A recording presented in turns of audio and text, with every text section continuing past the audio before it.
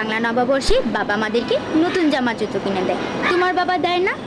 দেয়, তবে বাংলা নতুন বছরে না, ইংরেজি নতুন বছরে।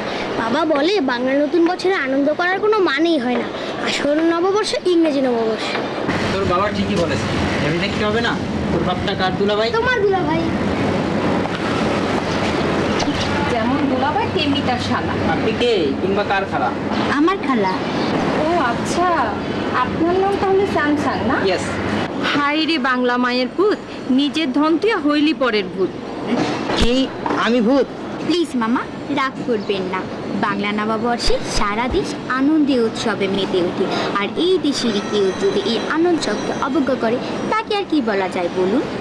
শুনুন, বাংলা নববর্ষের পহেলা বৈশাখে এসো হে বৈশাখ এসো এসো গান করে মনে যে সুখ পাবেন, সেটা কি এদেশের মানুষ হয়ে অন্য কোনো নববর্ষে অন্য কোনো গান গিয়ে পাবেন?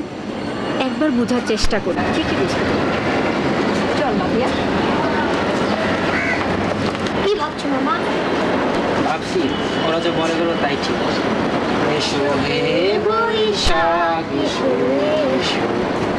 রঙে রঙে আসছে ফিরে বৈশাখীর ওই মেলা, কচি কাচার ছেলে বুড়ো সরছে সবাই খেলা। মেলার ভুবন খেলায় মাতে রকমারি খেলা, অপরূপা নতুন সাজে রঙের যত মেলা। ডুগডুগি আর ঢোলক বাজে সুরে তালে তালে, জাদু করে জাদুর খেলায় ফেলছে কাকে জালে। সাগর দোলা বাঁশি সুরে আজকে মাতোয়ারা, খুশির তুফান হচ্ছে যেন সবাই পাগল পাড়া।